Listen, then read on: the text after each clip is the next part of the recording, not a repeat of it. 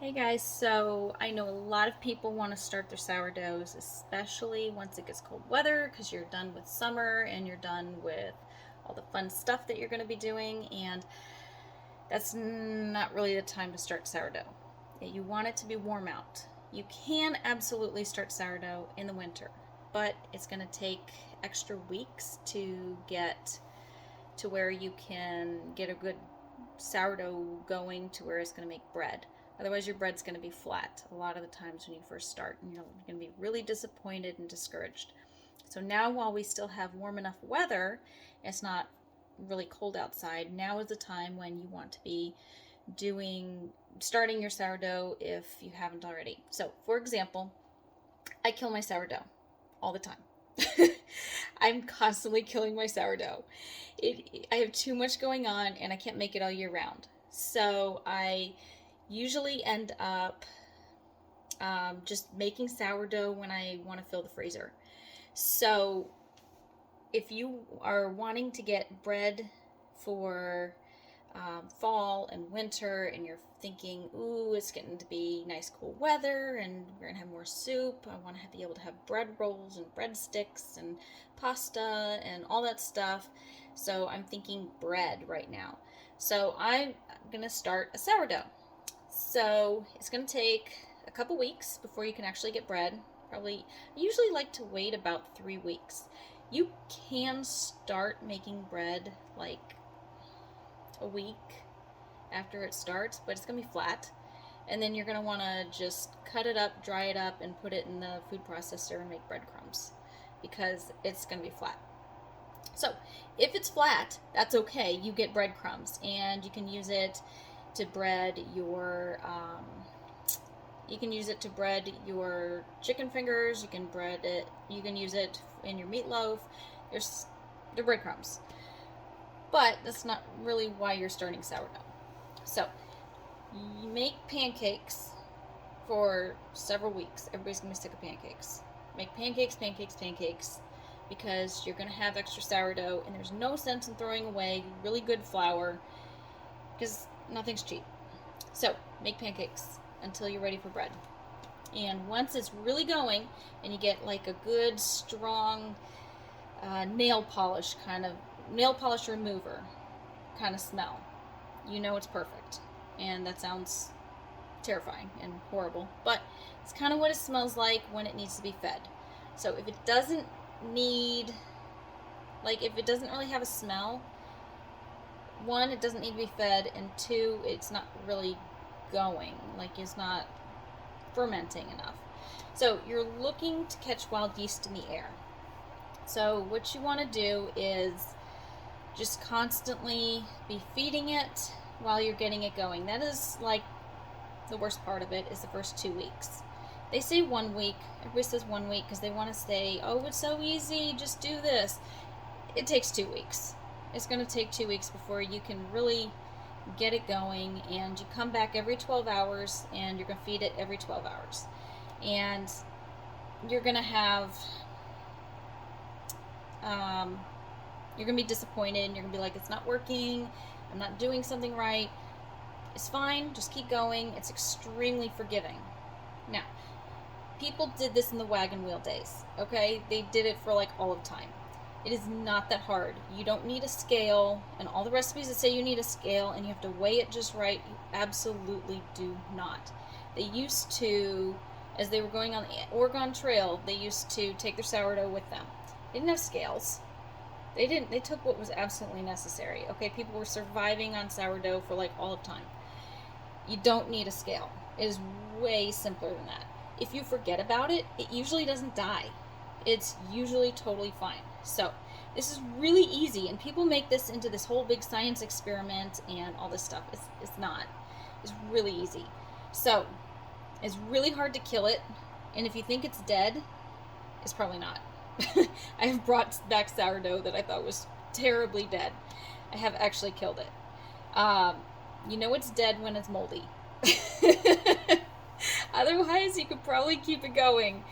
So it's going to catch wild yeast in the air. There's always yeast in the air. Even if you think you're like in the most clean environment possible, there's yeast in the air. So if you make a sourdough and you're like, I don't like the way this tastes, make a different one. And you're going to catch different yeast strains in the air. Take it with you when you go on vacation, and you're going to catch even more different types of yeast strains. It's going to be healthier for you. You're going to have different yeast strains and probiotics in it. Of course, you're not going to eat it raw, but supposedly it's healthier anyways. The more different types of yeast strains that you get. So here's how simple it is. I'm going to show you. All right, everybody says you got to get a mason jar. You don't need a mason jar. Okay, what did they do before mason jars? Probably just had a bowl. Maybe they had a jar. I don't know. Don't use regular mouth. You can't get your hand in. Sometimes I use a wide mouth because you can, but it's going to be hard to clean. You can use a bottle brush, and then the sourdough sticks to the bottle brush, and then you feel like you've ruined your bottle brush. If that happens, stick it in the dishwasher. It'll be fine. Remember, it's flour and water. So if you add more water and you soak it, it's all going to come off. I start with a jelly jar, and then I move up to a bowl, and then a bigger bowl, and depending on the size of sourdough I have at the time, I use different size bowls. So what you're going to do is you're going to take a tablespoon of flour, because you're going to double it and double it and double it, and you're going to end up with so much sourdough, you're going to be going, what do? I can't make enough pancakes. Put your pancakes in the freezer. Then you don't have to make them. You got your freezer full. So, a tablespoon. I did not weigh anything. I didn't even make sure it was a level tablespoon. You just make sure it's about a tablespoon. Then you're going to come to your sink, and you can get half a tablespoon of water. And it cannot be chlorinated, cannot be hot. That's about it when it comes to the rules of it. I didn't quite fill that up. I'm going to get just another couple drops.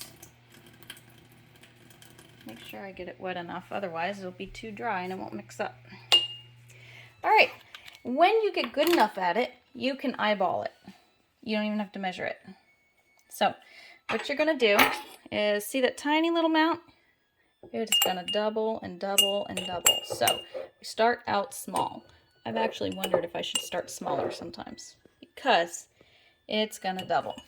I'm going to put you here so I can mix it up and show you. You're going to mix it up, just like so. I use a fork. You can use a butter knife. I've used my fingers. It is so easy. You can use anything you want. You end up with a dough ball. And see how there's a little bit of flour. It'll focus. Camera doesn't want to focus. There's a little bit of flour on it. It's okay, but you're going to have dry spots in it. I just try to mix it up so it's all wet. So when it looks like white Play-Doh, you're good. And that's it. So then you're going to take some, you can take a lid. You can take, on the screw band lids, you can take saran wrap. You can use saran wrap and a rubber band around it when you get big enough. That's what I do. I've got a giant bowl of it, and I just put a rubber band around, a really big rubber band. And that's all I do with that. If it overflows, it's going to poof up as it ferments. If it overflows, just sometimes it'll dry up, and I call it just sourdough crud. Just peel off the dried sourdough and put it in a jar. This is after you've already made it into a sourdough and it's fully fermented and all that. Just peel it off, stick it in a little jar, like one of these jars, and just leave it on your shelf in your pantry. And when you kill your sourdough, you do this. You make it like this, and you put a few flakes in there, and you mix it up. In about 3 or 4 days, you're going to have a really good bubbly sourdough and be able to make bread. So it's basically dehydrated sourdough, and it gets you going faster. So this is how you do it if you don't have that and you haven't already made and killed sourdough. So the next day, you're going to come back and you're going to measure. I say the next day. It's every 12 hours while you're getting this going. So every 12 hours that you want it going, you're going to be, you're going to measure this. So I would take this out and I measure it. And right now it looks like a tablespoon. I would eyeball that. I'd be like, it's a tablespoon. So you can get out measuring cups and stuff. I do when my sourdough gets big enough and I can't tell. But in this case, it's like a tablespoon. It's not going to do anything. It's not going to puff up because it's the very beginning of its life. So, because I have a tablespoon of sourdough, I'm going to double that. So I'm going to take 2 tablespoons of flour and put that in.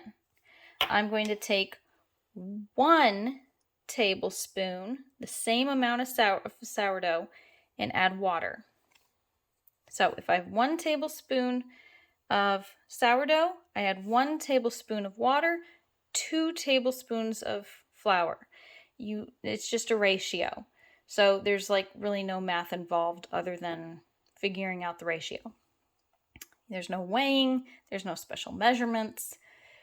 So if I have a cup of sourdough, I'm going to put in a cup of water, and I'm going to put in 2 cups of flour. I'm going to mix it into my sourdough. Every 12 hours, I'm going to do that. If you do 13 hours, it's not going to kill it. If you do 11 hours, it's not going to kill it. If you say, I want to go to bed early and I kind of got late on it, just feed it early and come back in the morning and see what it did. So it's really forgiving. If you want to go out of town or you're busy for a week, just stick it in the fridge. Feed it first. Always feed it first before you put it in the fridge because it's still going to continue to ferment. So you're going to feed it, put it in the fridge, and then it's going to slowly, extremely slowly continue to ferment. So then however long, I've left it in a couple months by accident and didn't feed it. It gets like a gray color on top and it's liquidy. It smells really bad. As long as it still has that nail polish remover smell, it's fine. Pour off the gray water looking stuff. That is dead yeast. It's not going to hurt anything. It's just dead yeast. It's that you are starting to kill it off. But if it's gray on top, scoop it off, throw it away. It's actually fine. Supposedly you can eat it. I just find it to look gross. So I don't. I throw mine away. But I know some people just mix it on in. So it truly is okay. If it's at that point, you're going to have to continue to feed it like it's kind of a new sourdough. Every 12 hours, regularly, really watch it, make sure you're feeding it. Make some pancakes with it the first week. After about a week, or maybe even less, maybe in like 3 days, you're going to be fine. It's going to be going again, and you're going to have awesome bread. So that is it. So get your sourdough going so that you have awesome, yummy bread for fall and winter.